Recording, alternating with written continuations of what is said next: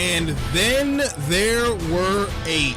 Good evening, everyone, and welcome to another episode of the Extra Mile for today, October 24th, 2019. My name is Gerald Kinsey Jr. Michael Ward is with me as well, and the race for Homestead and the Monster Energy NASCAR Cup Series playoffs is in its next to last act, while the Formula One World Championship could see Lewis Hamilton crowned for a 6th time this weekend, and Michael's here to help me tell you all about it. Michael, welcome to the show this evening. Oh, great to be here again.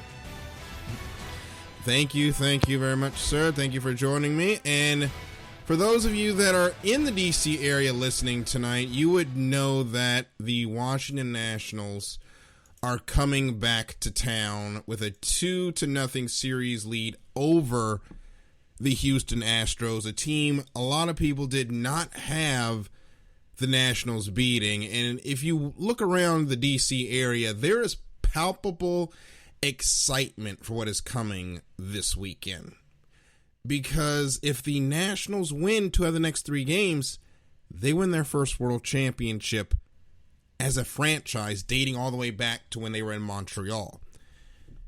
That excitement, that raw emotion that Nationals fans are feeling right now is similar to what Michael and I are feeling right now, because this is the round of 8 in NASCAR. This is the semi-final round to decide what 4 drivers are going to go battle it out for a championship in Homestead. And Michael, as we've seen the last couple of years, when we get down to this round, things get absolutely crazy. Oh yeah, they get absolute bonkers. Take it last year, Martinsville with Hamlin, and does that ring a bell? Yep, Michael, you are cutting in and out badly for some reason. Oh, I'm hearing an echo in my head for some reason. Okay, I'm gonna see if I can work on that. But as we continue, I'm actually gonna check on Spreaker as we continue. Last year we had Logano and Truex get into it, and Truex saying that he's not gonna win the war, and then Logano ends up winning the war. A couple of years ago, we have Hamilton. Oh my goodness. We have Denny Hamlin just shot put poor Chase Elliott out of the way. Because we're going to Martinsville this week, and that is round 1 of the semifinal round this round of the playoffs. This is the track where the road course ringers, they're going to try and knock this out, because going to Texas, that is a tough track to pass on, especially now that they've repaved it. And then Phoenix is almost impossible to pass. So if you're going to get this win done, you want to get it done this weekend, and then you don't have to worry about anything but getting those cars ready for Homestead. Basically. Are we still getting the reverb? Yeah, we are. Okay, I'm going to check that out in a bit, but we're going to continue on for now. So before we go into what happened in the round of 8, we're going to talk about first what happened in Kansas this weekend, or last weekend. That race was won by Denny Hamlin, who ended up getting the playoff points for winning that race. And Chase Elliott guts out of second place after having an average day, but it was more than enough to get him the win, or to get him into the next round of the playoffs. And Michael, he came in 22 points out, and the driver he knocked out, Brad Keselowski, picked a fine time to have his worst race of the playoffs. Yeah, he picked a definite time to have his worst race.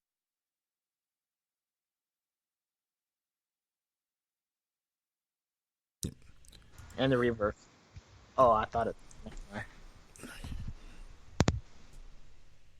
So I think I know what the reverb issue is. Here's what we're going to do. We're going to take a break. I'm going to try and get this fixed, and we'll come back and continue the conversation. So we'll be right back here on The Extra Mile on IE Sports Radio, your direct feed for all that is sports.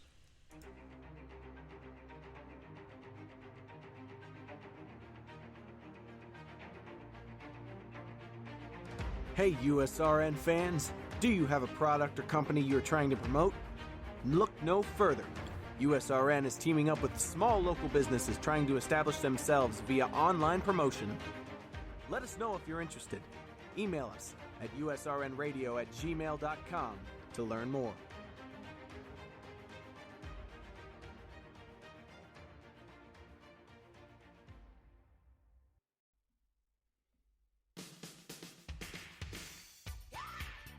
What up, all you boxing fans? This is Vince Wright, the sports governor, and me and Gilbert Batista are the host of Ringside on IE Sports Radio. Make sure you keep it tuned to IE Sports Radio, Spreaker.com for the latest edition of Ringside.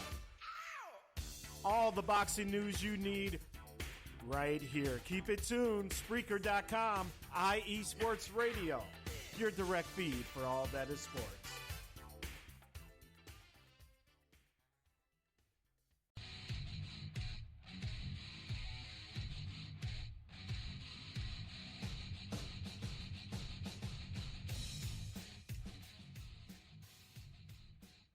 Ladies and gentlemen, boys and girls, children of all ages, IE Sports Radio proudly brings to you its intergender tag team champions of the world.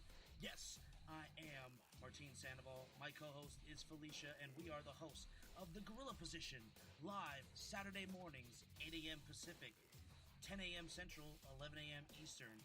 We bring to you all the latest in news and rumors and opinions and perspectives on the world of professional wrestling.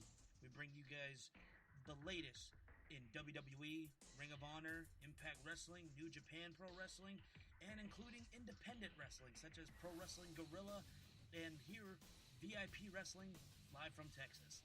Yes, it is the Gorilla Position with myself, Martin Sandoval, and my co-host Felicia, live on Spreaker.com and on iTunes.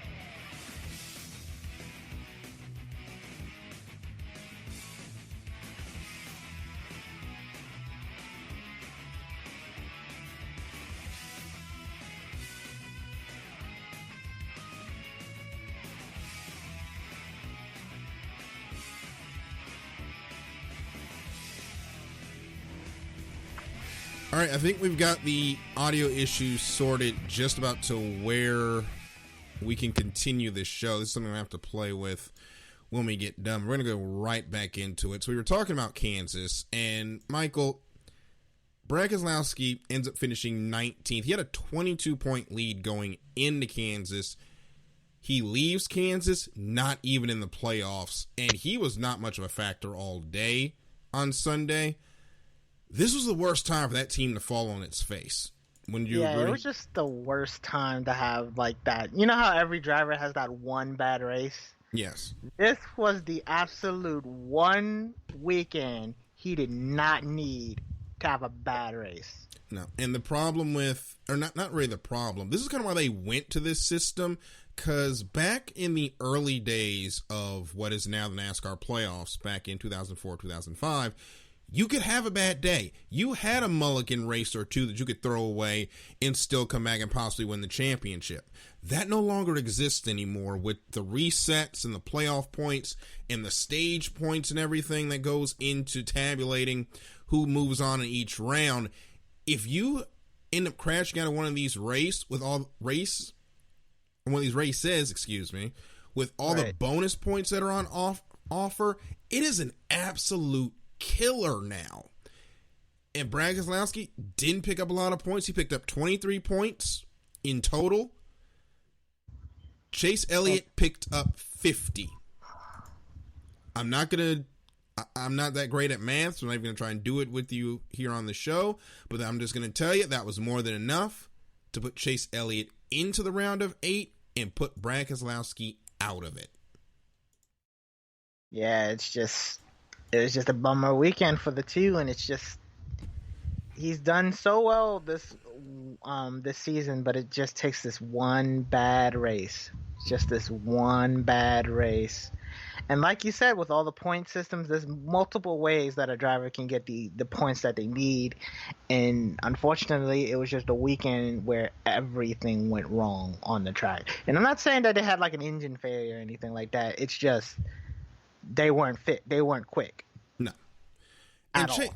And by the way, Chase Elliott struggled this round. You know, he won the Roval, and we thought, okay, he's just going to storm his way on to Homestead, or on to the next round. Well, here's what happens. Goes to Dover, ends up finishing last due to an engine issue. Then goes to Talladega, ends up crashing out. Ends up getting into several crashes. Still ends up rebounding for a decent finish, but then comes into a race at Kansas where after everybody had issues, all 12 drivers in the playoffs at the time had issues in Talladega, so basically zeroes out the good race that Chase Elliott had, because despite having his problems, because everyone had problems. And as Nick Bromberg said on Twitter, when everyone has problems in the chase, it's almost like no one has problems in the chase. So he was well below that cut line. He was 22 points below, had to have everything work out. And in the closing laps, he was out of the playoffs. And then Daniel Suarez loses control, hits the wall on the next to last lap. If Denny Hamlin gets to that line half a second sooner, Michael, Chase Elliott is out of the playoffs. Yep, it was just like that. Yep. Yeah, sometimes it's luck, sometimes luck's on your side, sometimes it's what against you. And that was and actually there was a lot of talk about that caution and whether or not NASCAR manipulated the finish. Look, we're not going to get into that tonight because we've already talked about that. If they were going to manipulate finishes, Dale Jr. would have at least 4 titles next to his name right now. So that's where we're going to leave that conversation. But Chase ends up getting another chance, ends up making up the positions he needed, so he's in. The other playoff contenders, William Byron, Alex Bowman, and Clint Boyer, their gooses were pretty much cooked after incidents at Talladega, and that's what makes that race dangerous with so many incidents and all the playoff drivers getting caught up in them. Those drivers below the cut lines basically had to win, or basically the drivers below Elliott had to win. They were unable to do it. And for Alex Bowman and William Byron, who barely got into round number 2 to begin with, and Clint Boyer, who we thought was going to do a lot better than what he did. He had a quiet playoffs as a whole. They will set their sights on to next year. They will try to play spoiler for these 8 remaining drivers, and they are Kyle Busch, Martin Truex Jr., Denny Hamlin, 3 drivers at the JGR stable. Then it is Penske Racing's Joey Logano, Stewart-Haas Racing's Kevin Harvick. He is the last man standing for that team. Chase Elliott is the last man at Hendrick Motorsports with a shot at winning a title. So is Kyle Larson for Chip Ganassi Racing. And Ryan Blaney is the second bullet in the gun for the captain. He is 8th in the playoffs. They've got to get to 4 by the close of business at Phoenix to decide this thing. And as we said at the top of the show, these are going to be the most intense races of the season. And Michael, that means the lap cars that we'll say got in the way during the Kansas weekend, there's going to be even less quarter given to them than what has been given to them so far. Yeah, a lot less. And since we're on the subject of lap cars, we can start and talk about this now. What did you see what happened in the Xfinity race on Saturday? No, I didn't. Okay. So if you were watching the Xfinity race, which was also a playoff race, which is actually their opening round in the round of 8. I know it was also their closeout round to go into the round of 8, or their own round of 8, rather. Chase Briscoe and Christopher Bell are coming off turn 3 and 4 in a almighty battle for the win. Garrett Smithley, in one of the armada of flex tape cars, is running the bottom lane. Now, the leaders are in the middle and the high lane to the midpoint of the corner. And I'm going to try to talk this out for you guys. So as they're coming from the middle of the corner to the exit of the turn to go back onto the front stretch, the 98 and the 20, Trace Briscoe in the 98 and Christopher Bell in the 20, they're coming close to each other, Christopher Bell is almost in the right rear of Chase Briscoe's car, which wouldn't be that big of a problem except for as the leaders were also coming up, so was the multiple laps down car of Garrett Smithley. So Smithley comes up the track from the mid corner to the exit of the turn. Basically leaves about a lane to a lane and a half between him, the 20, and the 98. The 20 and the 98 make contact, as they were destined to do. The 98 ends up turning into Garrett Smithley. Garrett Smithley goes spinning down the track. Christopher Bell ends up sliding through the grass. Chase Briscoe's into the wall. The leaders are taken out because a lap car was not paying attention. And by the way, Garrett Smithley, this is the second time he's done this in 2 months. Last month, he did this at Las Vegas, ended up crashing out Kyle Busch while he was multiple laps down. And I know there's a lot of guys in this sport that don't like it when you talk about the guys in the back of the pack because they don't have the money and they're just out here trying to scrape and get by. That's great. Garrett Smithley has zero awareness behind the wheel, unfortunately. He has proven that on 2 occasions where a faster car has been coming up behind him and he has influenced that driver and influenced their race. That is not okay in the regular season. It dang sure is not okay when playoffs are involved and someone's trying to win a championship. And it's not Garrett Smithley, by the way. And I didn't think I was going to get into one of my rants on this, but apparently I am, because this just burns me up with the lap cars this year, especially as we get into the playoffs. Michael, nobody's getting out of the way. Like, you're multiple laps down. Move out of the racing groove and let the leaders by. I don't understand why cars 5, 6, 7 laps down are just trundling along in the racing groove, getting in everybody's way. Yeah, just move out the way at that point. Yeah. Joey Gase was in Kyle Larson's way. I don't know if you saw this or not. Joey Gase was in Kyle Larson's way on Sunday, and Kyle Larson just straight dumped him. He just put him into the wall. Or no, he didn't put him in the wall. He put him in the infield grass because Gase was in the way. And if you listen to Kyle Larson's in-car, and you hear the throttle response, as he's coming off the corner, it goes, wah, wah, wah, wah, as he's getting into Joey Gase. It just pushes him out the way. So it is completely intentional what he does. And I'm just sitting there watching like, you know what? That's what happens. You're multiple laps down. You shouldn't be in the racing groove. Get out of the way and let the guys that are faster by. Like, and I know this wasn't as much of a problem in the last few years, but with car counts being down and basically everybody that shows up gets to race, we get this problem. There are cars that are going laps down 10 to 15 even laps into the run.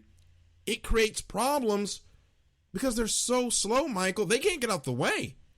They just can't get out the way fast enough. Yep, and I'm watching a video where Kyle Larson dumps Joey Gase. Yeah, so you see what I'm talking about now. I mean, Larson just straight up dumped him. Larson just did.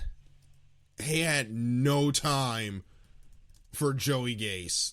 And I'm going to see if I can bring this up from YouTube so we can actually give you guys a listen to it. I've actually got it up right now. I'm going to try to find a decent quality of this so you can hear it, because the one video on YouTube that I found was someone shooting off their TV, which, by the way, that never looks good. Just going to say that. But I'll try to find that when we go to break, and if I can, I will let you guys listen to this, because it is very clear what Kyle Larson did. And actually, Michael, is that video you have decent quality?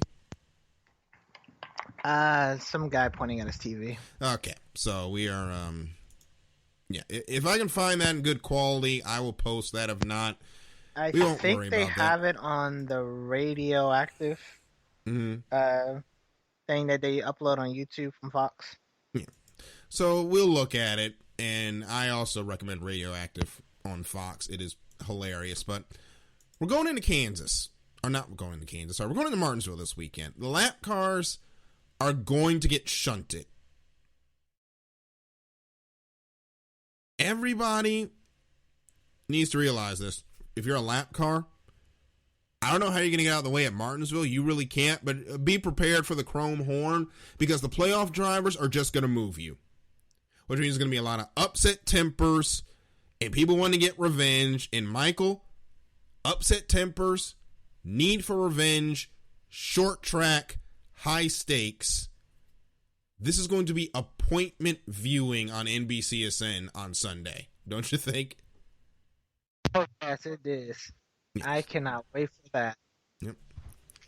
So it's going to be October 27th, 3 p.m., the first Data 500.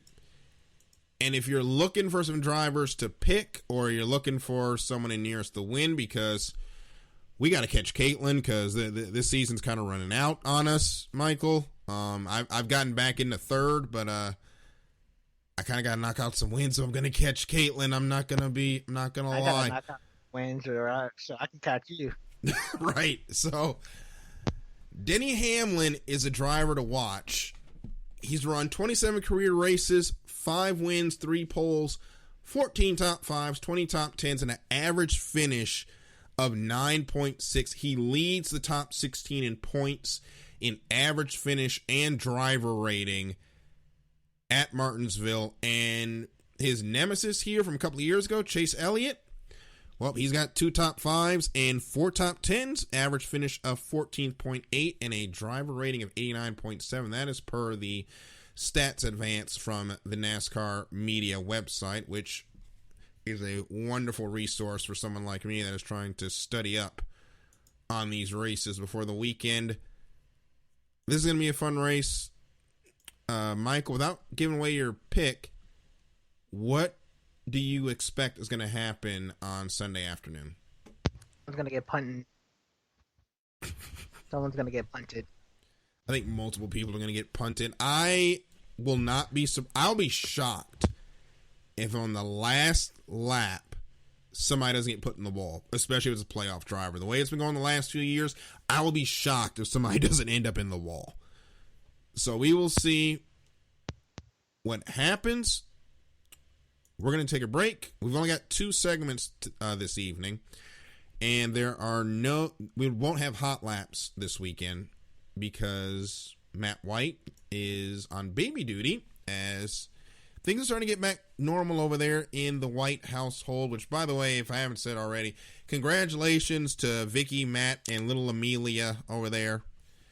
We've been thinking about y'all a lot. The first marriage of IE Sports Radio happened a couple of weeks ago with Matt and Vicky getting married. We got our first IE Sports Radio baby.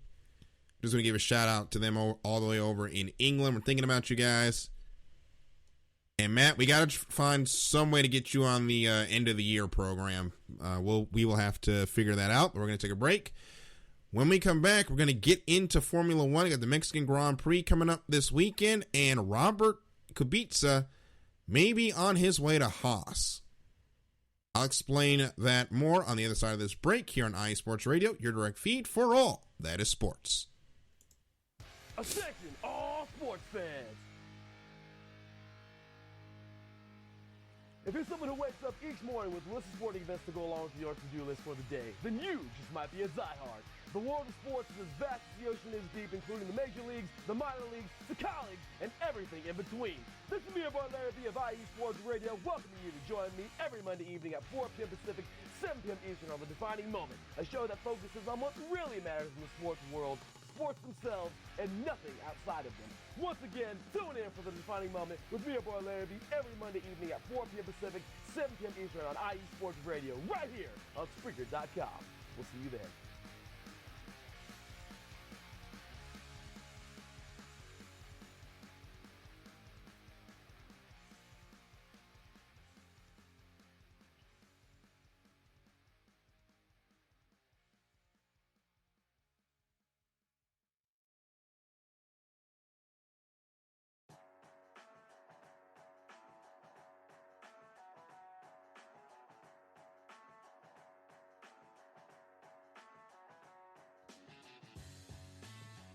Two Wheels Wednesday is the place to come for all your motorcycle sports news every Wednesday on IE Sports Radio with myself, Matt White. All the latest news, rumours, race reviews and previews from World and British Superbikes and the big one, MotoGP. Two Wheels Wednesday, every Wednesday on IE Sports Radio, your direct feed for all that is sport.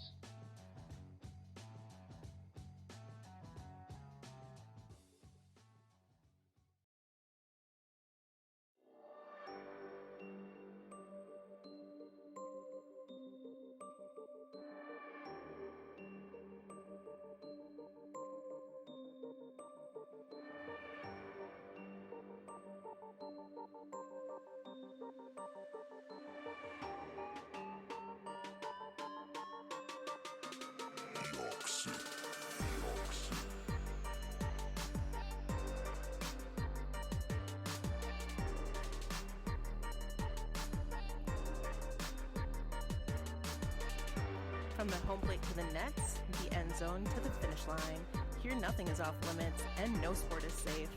Not what it seems with your host Caitlin Seam, bringing you sports like you've never heard before. Catch me Thursdays at 5 p.m. Eastern, 2 p.m. Pacific, right here on IE Sports Radio. The only question is, are you ready?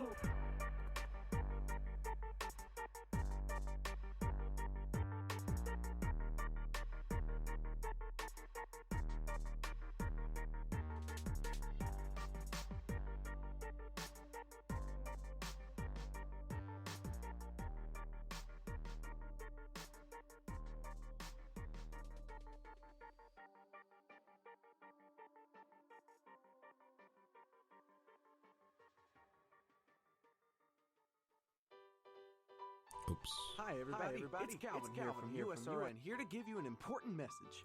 Since 2017, we have done our absolute best to provide you with nothing but the highest quality of sports calls in the greatest of quantity possible. Thanks to you, our station has grown more than we ever thought. That's why, with your help, we would like to grow even further. Just think, twice the amount of your favorite calls, 24 hours of coverage, talk shows, play-by-play, game-by-game analysis, and so much more. That's right, USRN2 is officially in development, but we can't do it alone. We have set up a GoFundMe page that you can access from our homepage on the left of your screen. We also are planning special giveaways and prizes to our highest owners. Our goal here at USRN is to bring you the best calls possible at no cost to you. In order to continue to do that, we need your help now. Please check out our GoFundMe page, and if you would like to know how you can help, you can email usrnradio@gmail.com. Without your support, we couldn't do what we do.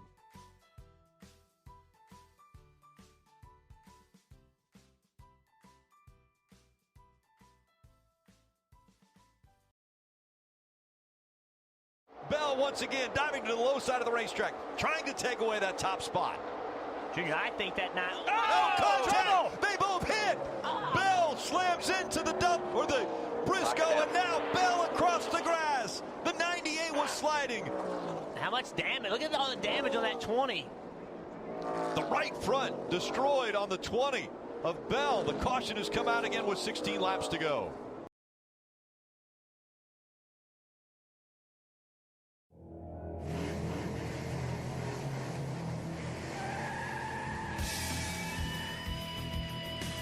That was Rick Allen and the NBCSN crew on the call for the Xfinity race.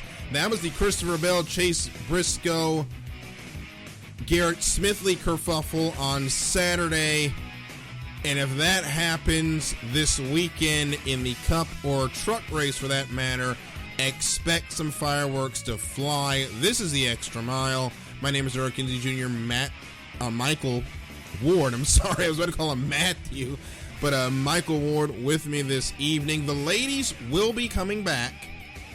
Caitlin's checking out her Minnesota Vikings, probably whipping up on the Washington Redskins right now. But trust me, nobody in this town really cares about the football team right now. And that is not hyperbole. It has been all Nats all the time. And Lita, we will get you back in November for the run-up to the end of the show. We know you've been stressed. Can't wait to have you back. We're thinking about you two lots, and we will have you guys back before too long. And before we continue, want to give a shout out to the Philip Merrill School of Journalism graduate school cohort. Some of them are listening this evening. Hello, guys. I hope you're enjoying the show. And for those of y'all that don't have class tomorrow, enjoy your 3-day weekend. So we're back here on the Extra Mile. We're going to get into Formula One. And as I said before we went to break, Michael, Robert Kubica might be joining up with Haas F1. Yes. And I'm glad you explained it to me. And I had to explain it to Michael as well, because when I first saw this news, I about flipped a gasket. To explain to those that have probably not been paying attention to Formula One this season, Robert Kubica has come back from an injury, from a rally crash a few years ago, and a couple of years out of F1 altogether. He came back for one last go of it with Williams. That team has scored all of 1 point this season, and again, I'm just going to say this. Robert is not the reason they got that point, unfortunately. So when you are scrolling Facebook and an article pops up that Robert Kubica is going to America's F1 team, you kind of get a little cranky. In fact, I was going to go on one heck of a rant this evening if this is what I thought it was, which was Robert Kubica replacing either Roman Grosjean or Kevin Magnussen, which, to be honest, those two haven't exactly set the world on fire either, especially Grosjean. But Kubica is not an upgrade. He is a straight downgrade in that opinion. But upon further review, he's only joining the team, possibly, as the simulator / test driver for 2020. So that is why Kubica may be in the Haas F1 garage. And I'm just going to say it like this. It's kind of ironic that in our media writing class, we're going over headlines right now, because that headline was such a bait and switch headline, and I don't like these headlines, but I will admit they are effective, because it sure as heck got me to click on the story. Got me too. And it's got me talking about Robert Kubica on the eve of a possible clinching race for Lewis Hamilton in the 6th World Drivers' Championship for him. It's got me talking about a back-of-the-grid driver, so I guess it's doing what it's supposed to do.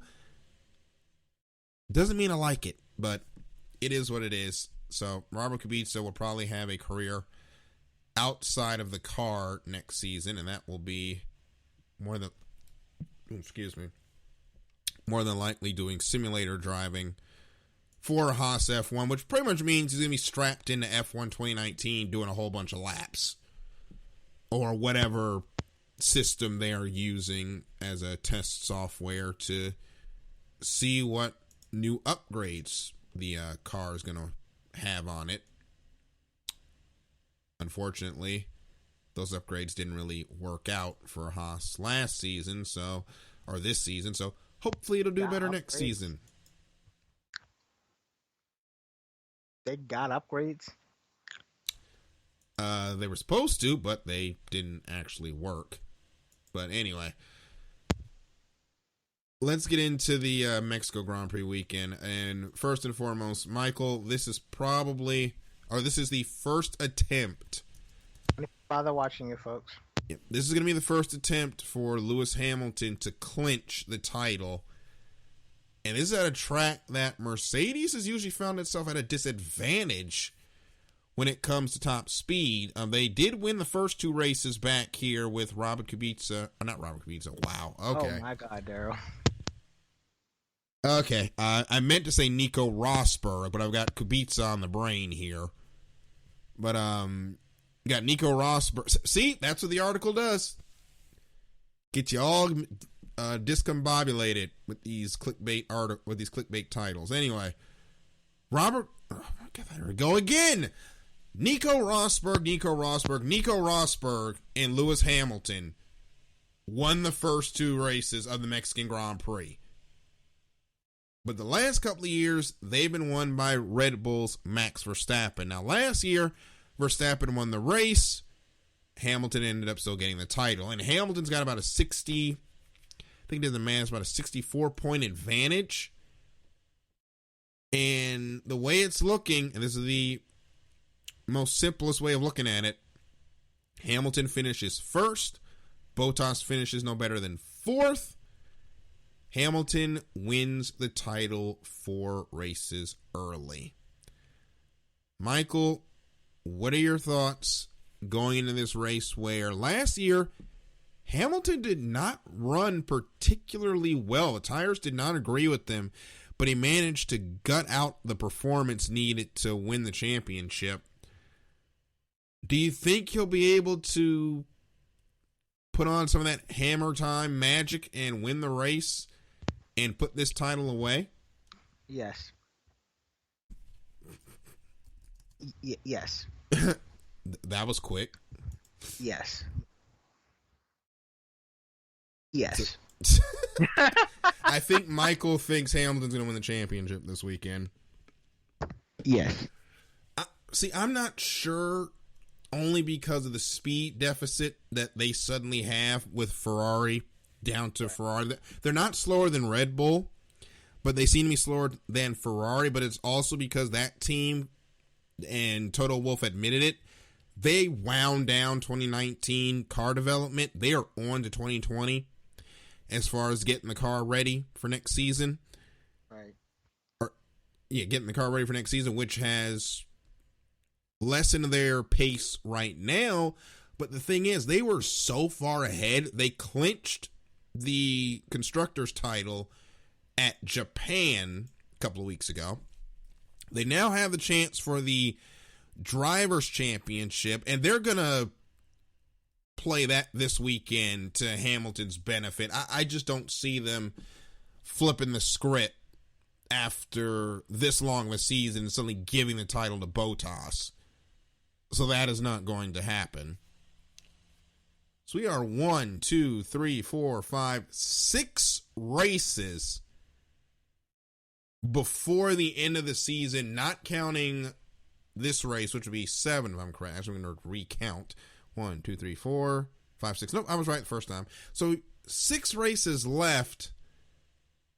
Michael, this makes it kind of anticlimactic, don't you think? Yep, it's definitely anticlimactic. And this is just going to keep happening until somebody figures out how to beat Mercedes. Yep. We thought it was Ferrari, but Ferrari ended up beating themselves. Well, you're right. Ferrari forgot how to race strategize. So, and yes, I said strategize. That was intentional. It used to be Ferrari beating Mercedes on strategy. Now it's Mercedes beating them on track and on strategy. And that's funny because last season, I remember the beginning of the season, we're like, what, did Mercedes forget how to strategy? Now it's like, no, they didn't. They figured it out. Ferrari seems to have forgotten. especially because they keep trying to push the dead horse that is Sebastian Vettel as a number one driver, even when Leclerc, or Charles Leclerc, was faster than him for most of this season. I honestly think Ferrari would have been in a much better position if they had started pushing Leclerc earlier. It is what it is at this point. Now, Hamilton just got to focus, win the race, you're the champion. And for anyone that's listening, Kelsey was asking if I'm podcasting and looking at the chat. Yes, Kelsey, I have the chat open as well as doing the audio as well. So, yes, I can see what you guys are saying. It's kind of frustrating because you mix all this together and it's created a championship that, once again, is less than entertaining. Yeah, I came in this season really excited for the championship because you had Leclerc, you had Vettel, you had two fast drivers, you had, I was excited for Pierre Gasly, and, that happened. Anyway. Yeah. I was really excited, and now it's just gone. I'm not even excited about the F1 nowadays. You just kind of like, okay, let's just get this over with at this point. It's not even, exciting. By the way, it's 5 races to go, not 6. I accidentally counted the F1 Hollywood Festival. It's going to be going on October 30th as a race because someone wasn't paying attention when he was doing his counting. I know how to do math. That'd be the Merrill F, by the way. Philip Merrill journalism students know exactly what I'm talking about when I say that one.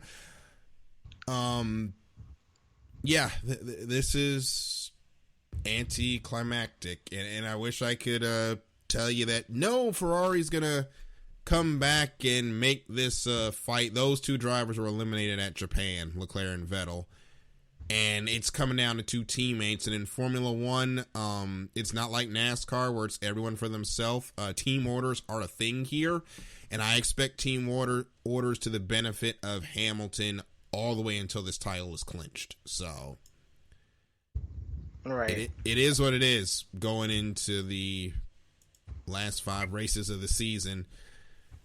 It is gonna be interesting. I do like this racetrack, especially with the old baseball stadium that they kind of turned to the stadium section, so the drivers are coming through 10 and 11, and it's just throngs of fans on either side. Like, that is such... It is such a unique vista that few tracks, period, have. And then the race between the fans, then they'll come and park the cars there after the race. That is actually where they will do the victory lane celebration. I think that is incredible. That is a great touch at the Mexican Grand Prix circuit, which I'm going to try and get this name correct, which is the... As soon as I can find it. I want to get this right, so I will figure that name out. The Formula One Mexican Grand Prix, gonna be a fun race. Can't wait to see what happens at the Autodromo Hermanos Rodriguez. Those years of Spanish class did pay off somehow. It's gonna be an interesting race, and it's also a high-speed circuit. So if you want to see F1 cars, if you've never seen F1 cars before, this will be a race to pick up to watch. You can watch it at ESPN just to see on ESPN. Commercial free, by the way, thanks to Mother's Polish over there. These cars are going to be flat out almost for this entire track. There's very few slow speed corners, which of course means that overtaking is not the greatest, but you get to see these cars flat out, especially down that runway of a straightaway. And Michael, the starts, they can get 4, 5, 6 wide. It's going to look like a NASCAR start at Talladega heading down into turn 1. Oh, yeah, it is. And sometimes they don't make it. A lot of times they don't make it. We saw NASCAR back when the Xfinity drivers were here. They used to come run that race back when it was the Busch Series. A lot of them did not make it in that corner either. So I cannot wait for this race. And if Hamilton wins the title, he's earned it. You know, he's been on the top of this game here. You cannot say he hasn't earned a championship. You can still be in, like, the top team and still, like, lose a championship. And we saw it. He was in a dogfight early this season and last season as well. Very good chance. 6 World Drivers Championship, and that means we're going to be talking about it next season. Can he tie Michael Schumacher? Can he get to 7? But we will find out about that at the end of the weekend on Sunday. Michael, we got to do our hot laps, and then we have to... One more thing. Yes, sir? He's calling me a mess. So, do you want to talk about our boys in yellow? Oh, right. I almost forgot. Thank you for Our reminding me. Boys in yellow. Why don't you take the people through what Renault did a couple of weekends ago? This is fun. Well, let's just say Renault, one of my favorite teams. They got caught.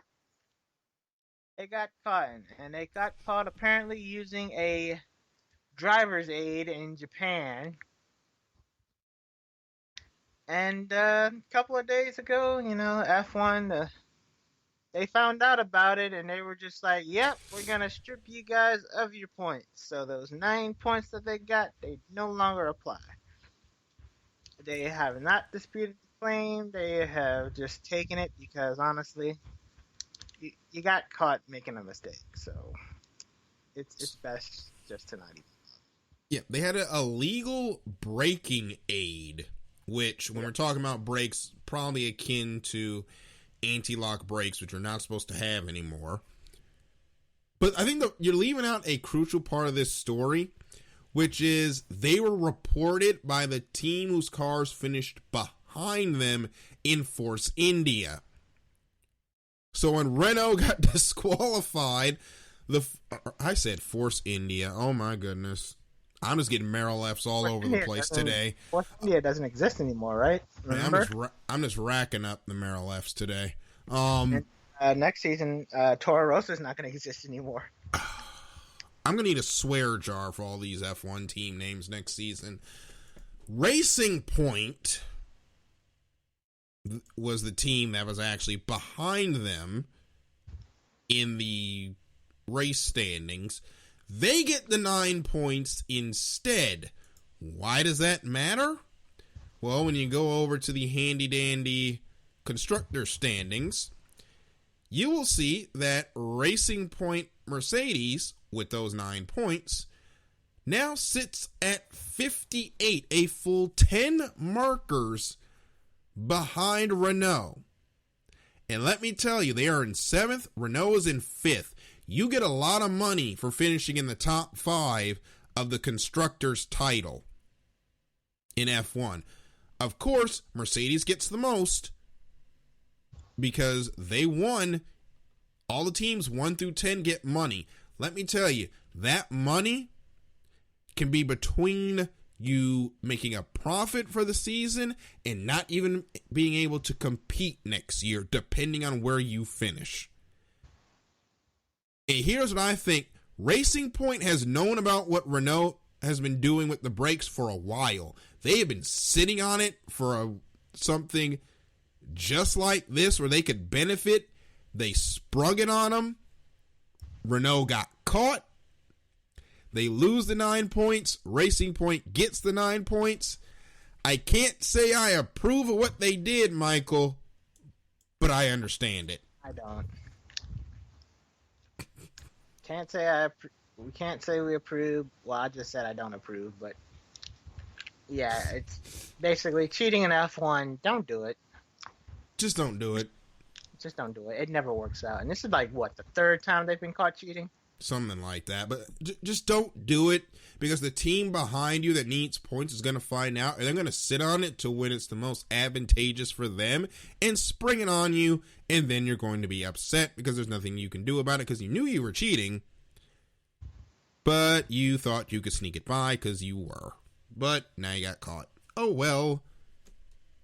So that being said, unless there's any other outstanding news we need to get into, we can start doing our picks for nearest the win and get on out of here for this evening. So there's 2 races this weekend. First day to 500 in Martinsville, and the Mexican Grand Prix in, well, Mexico.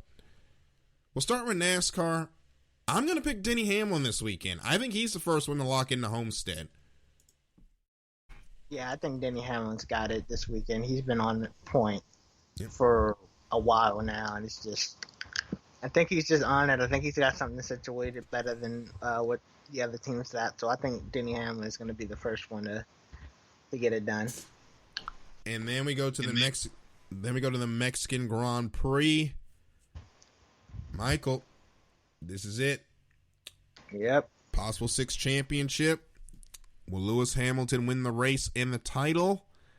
I will say yes. Lewis Hamilton wins the Mexico Grand Prix, and I believe he will bring home World Drivers' Championship number 6.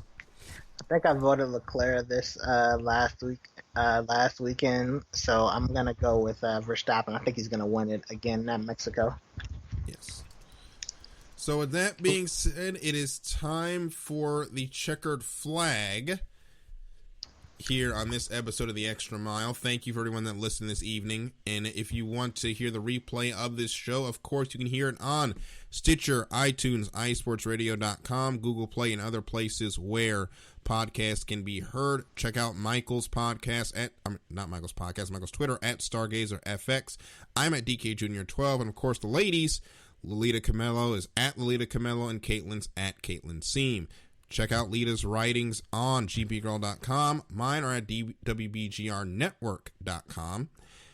And of course, as well, keep it locked to our social media pages on Facebook, Instagram, and the Twitter. And of course, check out iesportsradio.com. Be a part of the community and read about bios of our fellow IE Sports Radio's host. And of course, you can also hear these episodes on YouTube as they uploaded to YouTube as soon as this show is over. And finally, make sure before this show you listen to Caitlin Seam and Not What It Seems at 5 o'clock here on IE Sports Radio. She talks sports her way. Some of it may not exactly be fit for air, but we love it, and we love Caitlin and everything that she does. So make sure you check out that show. But for this evening, it is time to say goodbye. For Michael, my name is Daryl. This has been The Extra Mile, and we will see you at the next green flag. Good night, everybody.